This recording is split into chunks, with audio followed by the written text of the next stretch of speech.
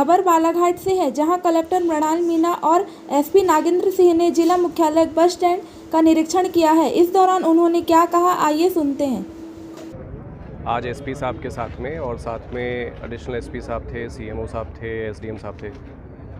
शहर के सभी प्रमुख अधिकारियों ने बस स्टैंड का निरीक्षण किया है। और शुरुआत में हमने 3 सदस्यीय एक समिति बनाई थी, जिसने पहले आके बस स्टैंड की व्यवस्थाएं देखी थी और कुछ सुझाव उन्होंने बताए थे। तो आज उन्हीं सुझावों को मौके पे हम लोग कैसे अमल कर सकते हैं उसके बारे में विज़िट करी गई है। और हमने शाम में इसलिए डिसाइड किया कि थोड़ा लाइटिंग और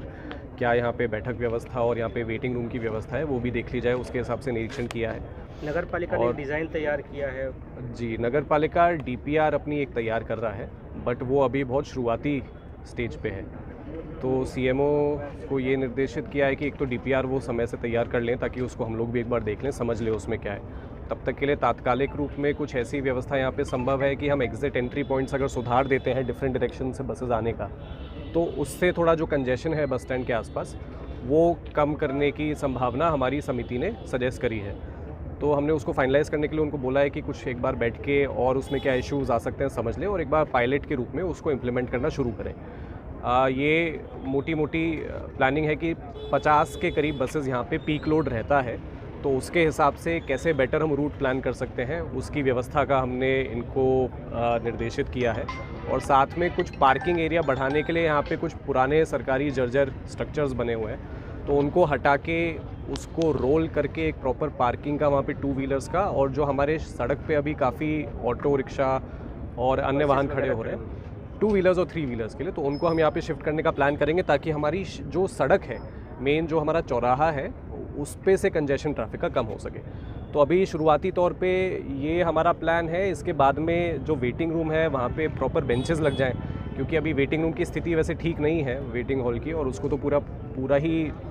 तोड़ के मेरे ख्याल से नया बनाना पड़ेगा। सर, इसके पूर्व भी कई प्लान बने हैं और पहले योजनाएं बनी है कि यहाँ से पेट्रोल पंप को भी शिफ्ट किया जाना था, लेकिन उन पर कोई कार्रवाई नहीं। हाँ, पेट्रोल पंप का भी मैंने वही बोला है कि फ़ाइल एक बार देख के कि कितनी इनकी लीज़ है, कितना हम उसको लीज़ को कैंसिल कर सकते हैं कि नहीं, ये तो बात की बात है, लेकिन लीज़ क्या है, कितने पीरियड की है और शिफ्ट करने का उसका क्या प्लान बन सकता है, उसको एक बार बैठ के समझना पड़ेगा। लास्ट ईयर यहाँ पेट्रोल पंप में अग्नि हादसा भी हुआ था और काफ़ी स्थिति नियंत्रण में होगी, नहीं तो बहुत बड़ा हादसा हो सकता है। जी नहीं, वो एक इशू है, उसको देखना पड़ेगा कि पेट्रोल पंप का यहाँ से एक तो फायर सेफ्टी भी आप जैसा बता रहे हैं बड़ा इंपॉर्टेंट मैटर है, और वो मैं एक बार देख लूँगा फाइलें और समझ लूँगा कि क्या डॉक्यूमेंट्स हैं, तो उसके बाद ही उस पर हम आगे प्लान कर पाएंगे। अभी तो फ़िलहाल जो इमीडिएटली हमारे यात्रियों की सुविधाएं की चीज़ें हैं,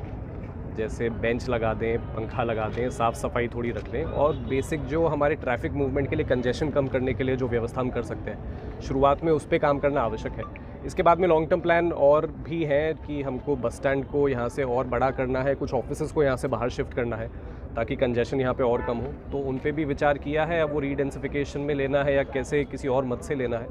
इस पे हमको बैठ के प्लान करके, जैसे कि सीएम साहब ने भी बताया कि बजट का स्कीम लेनी है, पीपीपी स्कीम लेनी है अब, क्योंकि इसमें सभी को कॉन्फिडेंस में लेके काम करना पड़ेगा। तो अभी हम कुछ प्रपोजल्स तैयार करेंगे और फिर जो बेहतर हो सकता है उसको इम्प्लीमेंट करके इस एरिया को थोड़ा डिकंजेस्ट करने का काम।